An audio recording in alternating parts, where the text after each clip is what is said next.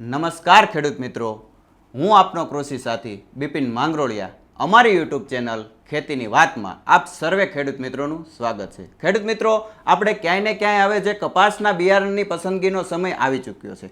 આજે 1 તારીખે જો આપણે વાત કરીએ 5મા મહિનાની એટલે કે મે મહિનાની, તો ખેડૂત મિત્રો હવે જે છે આપણે ખેડૂત મિત્રો જેને કોટનનો આપણે જે ક્રોપ કરવાનો છે એમને હવે બીજ પસંદગી કરી અને આપણે એગ્રો ઉપરથી બીજ આપણે લઈ લેવું જોઈએ. ક્યાંય ને ક્યાંય ખેડૂત મિત્રો વાત કરીએ કે કેવા પ્રકારની બીજની પસંદગી કરવી જોઈએ, તો આપણે આગળના ઘણા બધા વિડીયોની અંદર આપણે વાત કરી ચૂક્યા છે કે જે બે છે સાગર લક્ષ્મી એગ્રીસીડના સાગર 301 છે, સાગર તિલક છે, સાગર મુકુટ છે.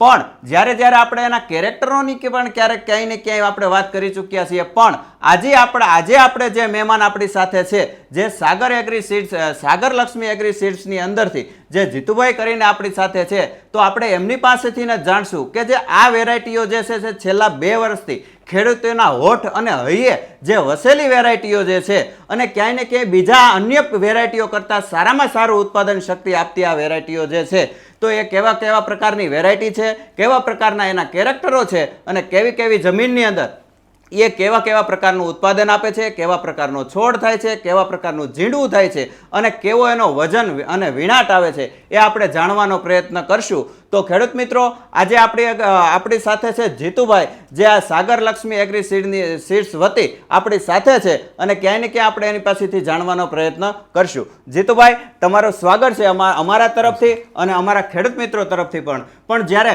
અમારા દ્વારા તો ઘણી બધી અમે અમારા ખેડૂતોને માહિતી આપીએ છીએ આ સાગર લક્ષ્મી એગ્રી સીડના કોટન વિશે, પણ ક્યાંય ને ક્યાંય ખેડૂત મિત્રોને એવો અમારા સુધી કોલ આવી રહ્યા હતા, વોટ્સએપ દ્વારા માહિતી એટલે કે મેસેજ પણ આવી રહ્યા હતા. અને જ્યારે અમારા શોપની મુલાકાત એગ્રો ઉપર ખેડૂત મિત્રો લે છે ત્યારે અમને વારંવાર પ્રશ્નો આવતા હોય છે કે જે છે આના કેરેક્ટરો કેવા છે, કેવા પ્રકારનો છોડ થાય છે, કેવી આપણે એની અંદર છોડની હાઈટો થાય છે, કેવો વજન વિનાટ આવે છે અને કેવા પ્રકારના ઝીંડવાઓ થાય છે અને કેવા પ્રકારની ખાસ સુસ્યા પ્રકારની જીવાતો આની અંદર ઓછી લાગે છે, વધારે લાગે છે. તો આપણે જીતુભાઈ અમારા ખેડૂત મિત્રોને જણાવશો કે જે સૌ પ્રથમ આપણે સાગર 301 વેરાયટી છે એના કેરેક્ટરો કેવા છે, એ અમારા ખેડૂત મિત્રોને વાત કરો. અત્યારના આધુનિક સમય મુજબ સાગર લક્ષ્મી કંપનીએ જે કાંઈ કપાસમાં જાતો રજૂ કરેલી છે એ અત્યારના સમયની સાથે રહી અને ખેડૂતની જરૂરિયાત મુજબ કંપનીએ સંશોધન કરીને આપેલ છે. જેમાં સૌપ્રથમ આવે છે સાગર 301+. આ જાત છે એ અત્યારે ખેડૂતોની સૌથી મોટામાં મોટી જે સમસ્યાઓ છે એનો એક મોટો અને સારામાં સારો ઉકેલ છે. સાગર 301 છે એ મીડિયમ અવધિની જાત છે. સાગર 301+ આ જાત છે એ ગમે ત્યારે કોઈ પણ ખેડૂત વાવે છે અને હમણાંના છેલ્લા ઘણા બધા સમયથી વરસાદો જે આવે છે અને વરસાદના કારણે થઈ અને ફાલ ખરી જાય, તો આ જાત એવી છે કે જેમાં ફરીથી વારંવાર ફાલ આવવાની ક્ષમતા ખૂબ સારી છે. કંપનીએ અંદર 301માં એવી એનું બંધારણ અને એના નરમાદામાંથી આ વસ્તુ એવી બનાવેલી છે કે જ્યારે કોઈ પણ ફાલ ખરે ત્યારે તરત ડાળી આગળ વધી અને ફાલ ફરીથી આવવાની ક્ષમતા સારી, જેથી કરીને ખેડૂતને એમાં નુકસાન જતું નથી. આ જાત છે એ વીણવામાં ખૂબ સરળ છે અને ચૂસિયા ખૂબ ઓછા આવે છે. પ્રતિકૂળ હવામાન સામે આ જાત છે એ અત્યારે ખેડૂત માટે વરદાન રૂપ સાબિત થઈ છે. એટલે ટૂંકમાં જો આપણે કહેવામાં આવે તો આપણે મોટામાં મોટી જે કોટનની અંદર ઉત્પાદન લેવા માટે સમસ્યા આવે છે જીતુભાઈ, એ છે જે ચોમાસા દરમિયાન જે આપણે ફ્લાવરિંગ લગાડે છે, જે ખેડૂતો ખાતર નાખે છે, દવાઓ નાખે છે, ખૂબ મહેનત કરી અને જ્યારે ફ્લાવરિંગ લગાડે છે, પણ ક્લાઇમેટ ચેન્જ થવાના કારણે જ્યારે ફ્લાવરિંગ ડ્રોપ થઈ જાય છે, તો આ વેરાયટીની અંદર જ્યારે બીજો જે ફાલ છે એ તાત્કાલિક બેસે છે, એટલે કે ખૂબ જ ઝડપથી પાછો ફ્લાવરિંગ લેવાની ક્ષમતા ધરાવે છે. બરાબર સાહેબ, આગળ વાત કરશો કઈ અન્ય એના કેરેક્ટર હોય 301? અને આ જાત છે 301 છે એ કોઈ પણ પ્રકારની જમીનમાં વાવેતર કરવાની ભલામણ છે. કોઈ પણ પ્રકારની જમીનમાં આપણે વાવેતર કરી શકાય છે. આ સિવાય કંપનીમાં આવે છે સાગર મુગટ કરીને જાત આવે છે.